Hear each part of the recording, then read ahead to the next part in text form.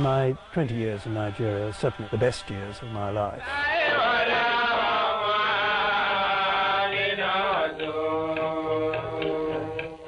And nothing I've done since has ever equalled that. A small plot of English earth is John Smith's patch today. At age 23, he cultivated 1,000 square miles of the British Empire.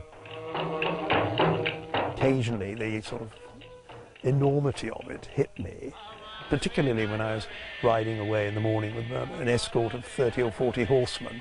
I felt, yes, this was what it was like when a baron set off to see his king or something.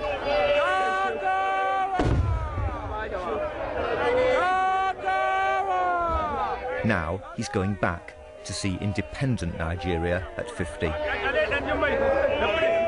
I did put out his Panama hat, but he says he's not taking that. He's taking his trilby. So. Suits your age. Suits my age, yes. The BBC is reuniting him with one of the Nigerians he trained to take over from the British after independence. In a remarkable relationship, John Smith and Suleiman Baffa have remained friends for half a century. Now they're going on a journey together to find out what the empire accomplished.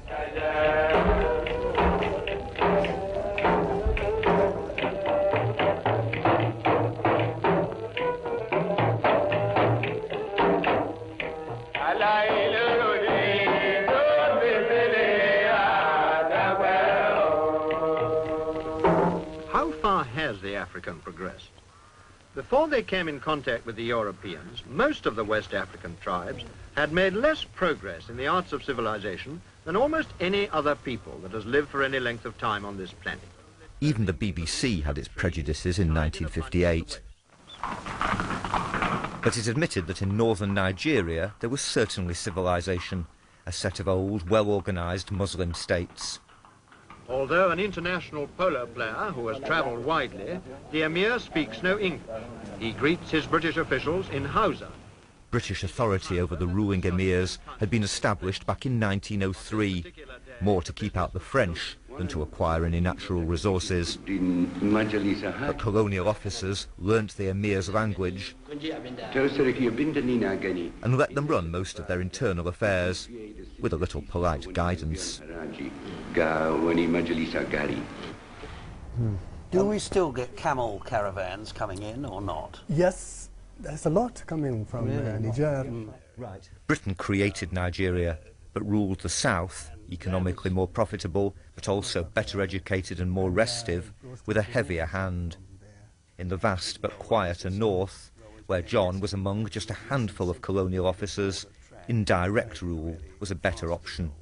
The British in my time were as civil as anybody could be. Now, the common man didn't feel any different from what it was before. So the British were really not so much visible, if I may call it visible. I cannot remember before I met him, how many British people I had met in my life at that time. Suleiman grew up in the countryside, little changed even today that John was sent out to inspect just days after he arrived. Here we are in very typical countryside. The rain just come. Sandaiki. And Lafia Babu Gajia. And the only difference is he's not dressed as he would have been in 1950, because he's wearing shirt and trousers, and then he would have been in a benti, a loincloth. And that's all? And that's all, yes. This is the sort of path I would have been travelling on from village to village, day by day, mounted on a horse. I'd have been accompanied by a good many other horsemen, probably as many as 20 sometimes, or 30 in prosperous Kano. It was firm policy of the administration that cadets like myself should only use horses. And if we tried to buy a car of our own, I think we might well have found ourselves dismissed. He asked questions about every aspect of life, took notes, prepared recommendations, but his power was limited. We were essentially, if you like, flying the flag, and my little Union Jack would be hoisted over the hut I stayed in the evening, the Zauri. The canvas bath would have been somewhere there, and people would have brought water for my bath, and my cook steward would have heated the water in a kerosene tin. It was an exciting life, but far removed from that of the district officer of popular imagination. No cocktails at sunset for plain Mr. Smith. I used to be able to afford a bottle of whiskey a month, and I span it out for as long as I could. A soda siphon? No. I had one, but I never took it on tour. Some of the last colonial servants, like him, were of a new breed. John was educated at a state, not a private school, and he knew that his role was to decolonise, to prepare villagers in the remotest of places to become citizens of a new state. But as night fell, to the uncertain light of a Tilly lamp, they could relax. And I get out my old windy gramophone and play a few records, some for myself. I used to alternate between what I had in the way of music and what they enjoyed. So they might have Eine Kleine Nacht music, and then followed by the Laughing Policeman, which was always very successful, isn't it? Yes. He's too kind for a policeman, he's never known to frown, and everybody says he is the happiest man in town.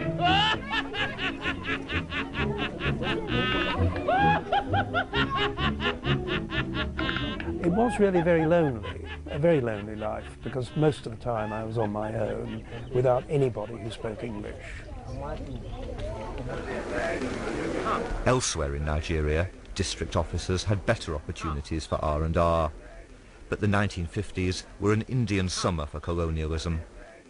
Already, a new native elite was hungry for power. In the capitals of any West Coast colony, you may meet many Africans whose intelligence and ability is equal or superior to our own. I asked Mrs. Moore, whom I met at a dinner party, whether she looked forward to the British leaving.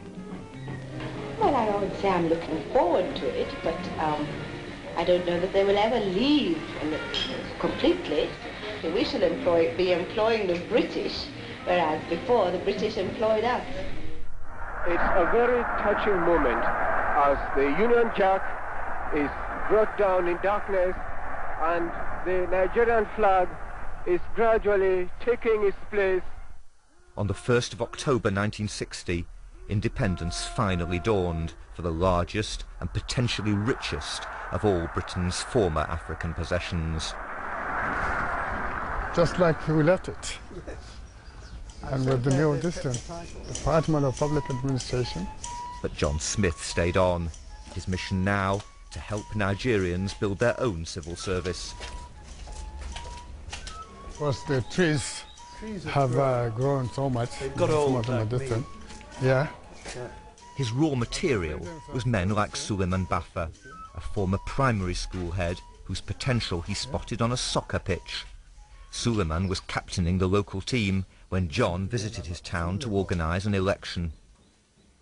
We thought we'd challenge Hadejia to a game of football, and we didn't think we'd be up against very much, but they turned out to be the sort of United, Manchester United of Nigeria of the time. They were beautifully turned out. That's what impressed me. They all had the same shirts and shorts and socks and boots and things, and we were very scruffy, and they beat us hollow.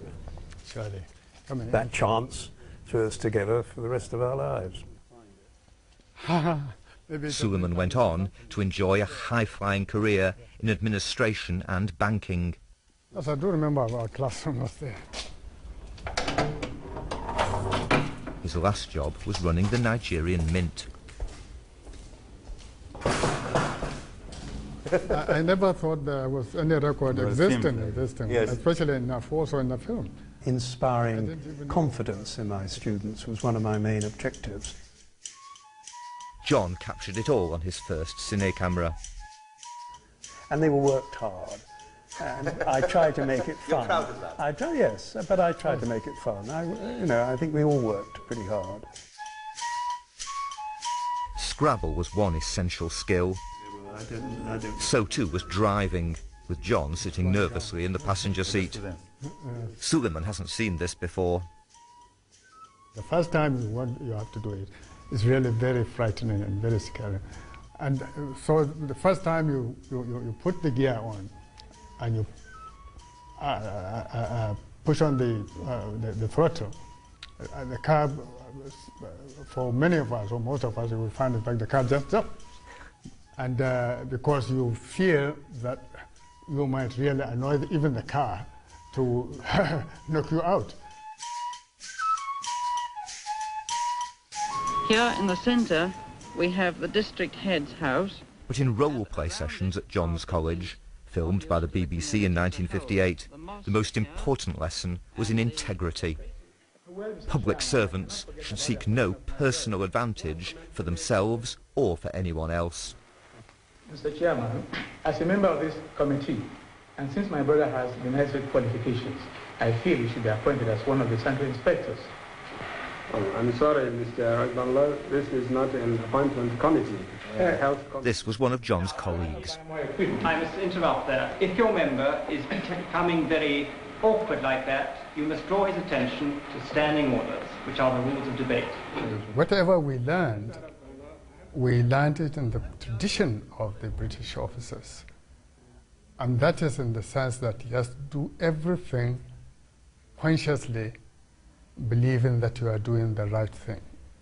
If in any way you thought it was not right, then don't do it. But for Nigeria, the lesson didn't stick.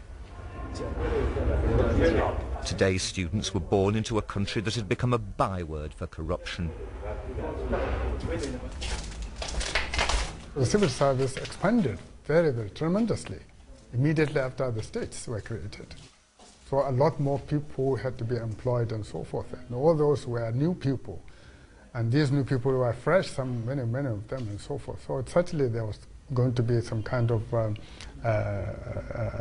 dilution. Of quality? Of quality, definitely. What proportion of the civil service would you think was honest today? There's a lot of hush-hush. Hush-hush? Yes. What does that mean? Yes. Wishy-washy. Wishy-washy? Yes. That is dealing that is not proper. Particularly when I was riding away in the morning with an escort of 30 or 40 horsemen, I felt, yes, this was what it was like when a baron set off to see his king or something.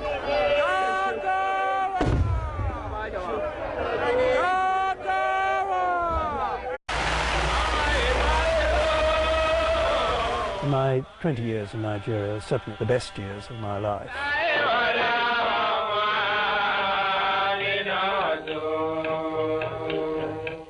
And nothing I've done since has ever equalled that. It's my age, yes. The BBC is reuniting him with one of the Nigerians he trained to take over from the British after independence.